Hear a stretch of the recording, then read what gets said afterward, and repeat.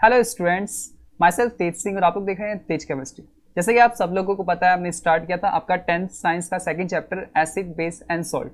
उसके हमने काफ़ी लेक्चर भी डिस्कस कर लिए थे और आज हमारे पास एक लास्ट लेक्चर बचा है जिसमें हम बात करने वाले हैं प्लास्टर ऑफ पेरिस क्या होता है, इसको कैसे प्रिपेयर किया जाता है, उसके क्या यूजेस रहते हैं। ये टॉपिक आज के लेक्चर में हम डिस्कस करेंगे। इसके अलावा एक और टॉपिक डिस्कस करेंगे, वाटर ऑफ क्रिस्टलाइजेशन क्या होता है और वाटर ऑफ क्रिस्टलाइजेशन कुछ एग्जांपल्स भी है वो अपन यहाँ पे देखेंगे।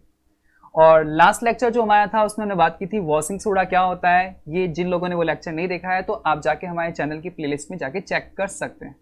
ओके, तो सबसे पहले लेक्चर स्टार्ट करने से पहले एक इन्फॉर्मेशन, जो स्टूडेंट्स इस चैनल पे नए हैं तो please like and subscribe this channel. Okay, तो चलिए स्टार्ट करते हैं हमारा आज का lecture. Yes, first of all अपन बात कर रहे हैं आपका यहाँ पे plaster of Paris. Plaster of Paris का एक केमिकल नेम क्या होता है? Calcium sulphate hemihydrate. अब ये इसका केमिकल नेम है तो सर केमिकल फॉर्मूला क्या होता है? केमिकल फॉर्मूला हो जाएगा CaSO4.12H2। ये इसका क्या हो जाएगा? आपका यहाँ पे केमिकल फॉर्मूला हो जाएगा। ठीक है, प्लास्टर ऑफ पेरिस को हम क्या बोलते हैं? कैल्शियम सल्फेट हेमीहाइड्रेट भी कहते हैं, जिसका फॉर्मूला क्या है यहाँ पे? CaSO4.12H2 है। क्लियर है यहाँ पे? चलिए, नेक्स्ट चीज आपको ध्यान रखनी है कि प्लास्टर ऑफ पेरिस को शॉर्ट फॉर्म में क्या कहते हैं? पीओपी भी बोलते हैं। ऐसा ना हो कि एग्जाम में कंफ्यूज हो जाओ कि आपको कि सर पीओपी तो हमें एग्जाम में पढ़ा ही नहीं, तो प्लास्टर ऑफ पेरिस को ही हम क्या बोल रहे हैं यहाँ पे? पीओपी बोल रहे हैं। Okay, so now first is that एक दिमाग में चीज आती है प्रिपरेशन की। तो सबसे पहले प्रिपेयर कैसे करते हैं? देखो, पेरिस, प्लास्टर ऑफ पेरिस, तो आप लोगों के दिमाग में एक बात उठ रही होगी कि सर ये पेरिस में बनाया गया था क्या सबसे पहले? हाँ जी, ये सबसे पहले इन्वेंट कहाँ हुआ था? पेरिस के अंदर ही हुआ था।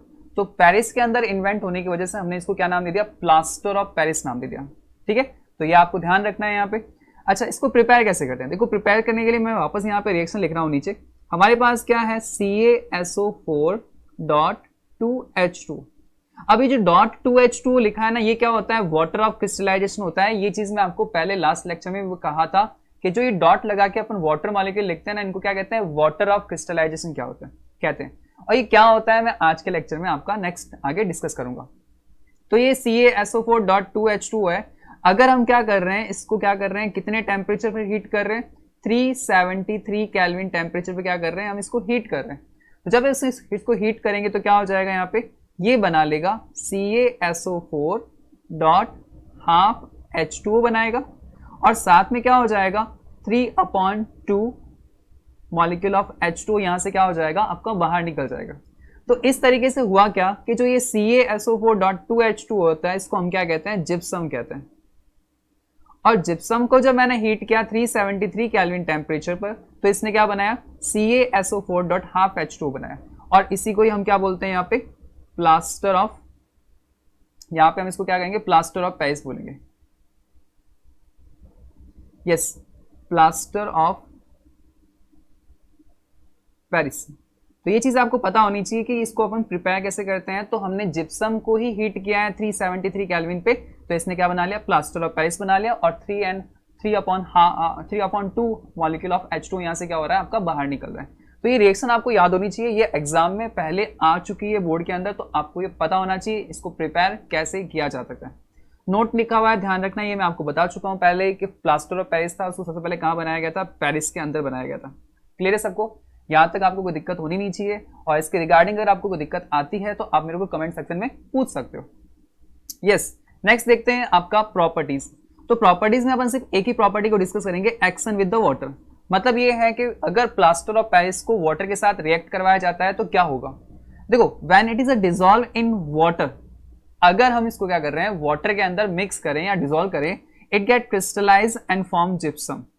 तो ये क्या होगा? आपका क्रिस्टलाइज हो जाएगा और क्या बना लेगा? जिप्सम बना लेगा। ये ध्यान रखना, जिप्सम मतलब एक तरह से देखा जाए तो पीओपी में जब वाटर मिक्स करोगे तो वापस क्या बन रहा है? जिप्सम बन रहा है। अभी पीछे वाला मेथड देखो, उल्टा कर रहा हूं यहाँ पे मैं। ये है आपके पास CaSO4.12H2, जिसको हम क्या कह रहे हैं? प्लास्टर ऑफ पेरिस कह रहे हैं। जब आपने इसको वाटर के साथ ऐड किया तो वाटर में से 1.5 मॉलिक्यूल ऑफ H2 होता है, वो जाके इस प्लास्टर ऑफ पेरिस के साथ अटैच हो जाता है। तो जब अटैच हो जाएगा तो ये क्या बना लेगा? CaSO4.2H2 बना लेता है, जिसको हम क्या बोलते हैं? जिप्सम बोलते हैं। और जिप्सम जब बनता है तो वो कैसा हो जाता है? हार्ड हो जाता है। ये अपन देखेंगे अभी इसमें आगे टॉपिक। तो ये आपको एक्शन विद वाटर पूछ लिया जाए एग्जाम के अंदर तो आपको पता होना चाहिए। ठीक है, सिंपल सी रिएक्शन है आपका यहाँ पे जो मैंने आपके सामने लिख दी। बस देखो यहाँ पे क्या है, हाफ मॉलिक्यूल ऑफ H2 है और इधर आपने 1.5 मॉलिक्यूल ऑफ H2 लिया है, ठीक है। तो ये जब दोनों मिलेंगे तो आपका क्या हो जाएगा, टोटल कितना हो जाएगा, 2H2 हो जाएगा। तो जो हमने यहाँ पे लिख दिया है, सिंपल सी चीज़ है, इसमें तो आपको कोई दिक्कत होनी नहीं चाहिए। चलिए अब हमारे पास आता है next uses of the plaster of Paris. Plaster of Paris जिसको हम क्या बोल रहे हैं, शॉर्ट फॉर्म में पीओपी भी बोलते हैं। तो पीओपी के यूजेस क्या होते हैं वो देख लीजिए। देखो, it is used for plastering fracture bone and dislocated bone so as it to set them in proper place. देखो कभी कभार क्या होता है, एक्सीडेंट की वजह से क्या होता है कि किसी पर्सन की बोन फ्रैक्चर हो चुकी है, ठीक है, या डिसलोकेट हो चुकी है, तो डॉक्टर क्या करता है कि उसको किसी प्रॉपर प्लेस पे लाने के लिए क्या करता है, आपका प्लास्टर चढ़ा देता है उस बोन पे। तो प्लास्टर करते हैं तो उससे क्या होता है कि आपका जो भी बोन होती है वो अपने प्रॉपर प्लेस पे रहती है, और पर्सन होता है उसकी जो बोन होगी वो टाइम के साथ क्या हो जाती है, आपका एक तरह से ठीक हो जाती है।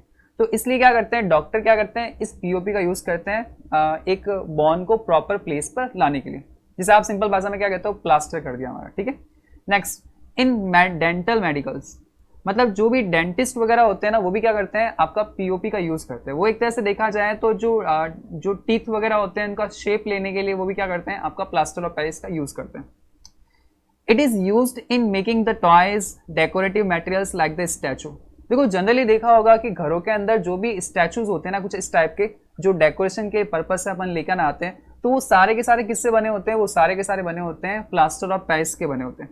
दूसरी चीज एक और देखी होगी, जो भी घर में जो नवरात्रा वगैरह होता है या फिर जो भी गणेश महोत्सव होता है, तो उसमें आपने देखा होगा जो अपन स्टैचूज वगैरह लेके आते हैं वो जनरली किसके बने होते हैं, प्लास्टर ऑफ पेरिस के बने होते हैं। क्लियर है, तो ये चीज आपको पता होनी चाहिए।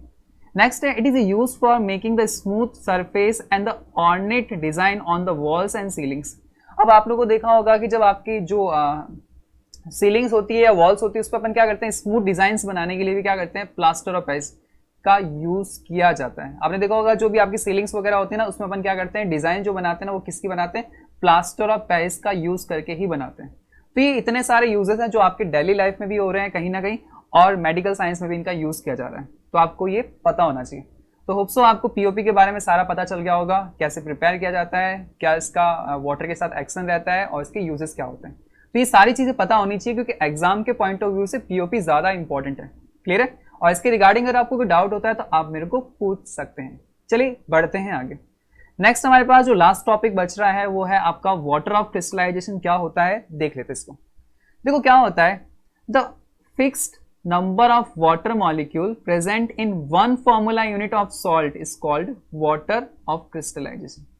ये कह रहा है कि आपका कोई एक सॉल्ट का यूनिट फॉर्मूला है, उसके साथ जितने वाटर मॉलिक्यूल अटैच हो जाते हैं उसी को हम क्या कहते हैं, वाटर ऑफ क्रिस्टलाइजेशन कहते हैं। फिर से सुन लीजिए, कोई हमारे पास एक सॉल्ट का यूनिट फॉर्मूला है, उस यूनिट फॉर्मूला के साथ जितने वाटर मॉलिक्यूल अटैच हो जाते हैं उसको हम क्या कह रहे हैं, वाटर ऑफ क्रिस्टलाइजेशन कह रहे हैं। ये यहाँ पे केमिकली उसके साथ नहीं जुड़ रहा है, ये सिर्फ एक के साथ क्या अटैच हो रखे हैं, बस बिल्कुल साथ साथ में। ठीक है, चलिए नेक्स्ट हमारे पास एग्जाम्पल ले रहे हैं। जैसे हमारे पास यहाँ पे है ब्लू विट्रियोल। तो ब्लू विट्रियोल है, इसका फॉर्मूला क्या होता है, CuSO4.5H2O। मतलब एक तरह से कह सकते हो ये आपका यहाँ पे कॉपर सल्फेट पेंटाहाइड्रेट। तो यहाँ पे क्या हो गया, यहाँ पे पेंटाहाइड्रेट क्यों कह रहा हूँ, क्योंकि इसके साथ 5H2O मॉलिक्यूल यहाँ पे जुड़े हुए हैं। ठीक है, अच्छा देखिए यहाँ पे जो CuSO4.5H2O होता है वो कैसा होता है, यहाँ पे ये होता है आपका ब्लू कलर का। लेकिन जब हम इसको क्या करते हैं, हीट करते हैं, अगर आप इसको गर्म कर दोगे तो हीट करने पर इसके साथ जो वाटर मॉलिक्यूल हैं वो आपका क्या हो जाएंगे, बाहर चले जाएंगे। और जब वाटर मॉलिक्यूल बाहर चले जाएंगे तो पीछे क्या बचेगा, CuSO4 बचेगा।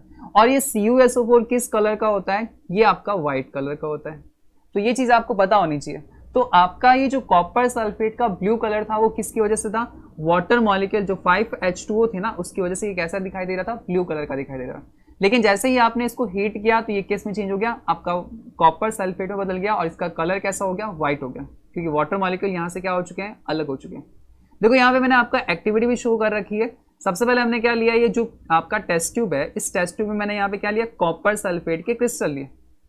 अब जब स्टार्टिंग में हमने कॉपर सल्फेट के क्रिस्टल लिए थे तो वो कैसे थे, आपका ब्लू कलर के थे। ठीक है, स्टार्टिंग में कैसे थे, ब्लू कलर के थे। लेकिन जैसे ही मैंने बर्नर के साथ इस बर्नर से इसको हीट किया तो अंदर जो आपका कॉपर सल्फेट जो ब्लू कलर का था वो कैसा हो गया, व्हाइट हो गया। तो व्हाइट क्यों हो गया, क्योंकि उसमें से वाटर मॉलिक्यूल क्या हो गए, रिलीज हो गए। जब वाटर मॉलिक्यूल रिलीज हो गए तो वो कैसा कलर का हो गया, व्हाइट कलर का दिखाई देने लग गया। तो ये सिंपल सा एग्जांपल है जो आपकी बुक में एनसीईआरटी में दिया हुआ है, तो मैंने आपके सामने डिस्कस कर लिया। और अगर आपको इसमें कोई प्रॉब्लम होती है तो आप कमेंट सेक्शन में पूछ सकते हैं। चलिए जी बात करते हैं नेक्स्ट हमारे पास एग्जांपल है वॉशिंग सोडा, जो मैं आपको पहले ही बता चुका हूँ। वॉशिंग सोडा में क्या होता है, Na2CO3.10H2O, मतलब सोडियम कार्बोनेट के साथ 10 मॉलिक्यूल्स ऑफ H2O है वो यहाँ पे आपका अटैच होते हैं। तो ये आपको यहाँ पे ध्यान रखना है। जिप्सम का अभी हमने देखा ही था जस्ट पहले, CaSO4.2H2O, मतलब कैल्शियम सल्फेट के साथ कितने मॉलिक्यूल जुड़े हुए हैं वाटर के, 2H2O जुड़े हुए हैं। तो इस तरह से ये क्या है आपका, जिप्सम में कितने वाटर ऑफ क्रिस्टलाइजेशन है, वाटर ऑफ क्रिस्टलाइजेशन मतलब यहाँ पे कितने हैं, 2 मॉलिक्यूल्स जुड़े हुए हैं। और वॉशिंग सोडा में कितने वाटर ऑफ क्रिस्टलाइजेशन के मॉलिक्यूल है, मतलब देखा जाए तो वाटर के कितने मॉलिक्यूल्स है, तो आपका कितना है, आपका 10H2O है। तो इस तरीके से हमने आपका देख लिया आज प्लास्टर ऑफ पेरिस क्या होता है और आपका वाटर ऑफ क्रिस्टलाइजेशन क्या होता है। ये सारे टॉपिक्स हैं मैंने आपके सामने डिस्कस कर लिए। इस तरीके से हमें इस चैप्टर के अंदर जितने भी टॉपिक्स हैं वो सारे के सारे दिख चुके हैं।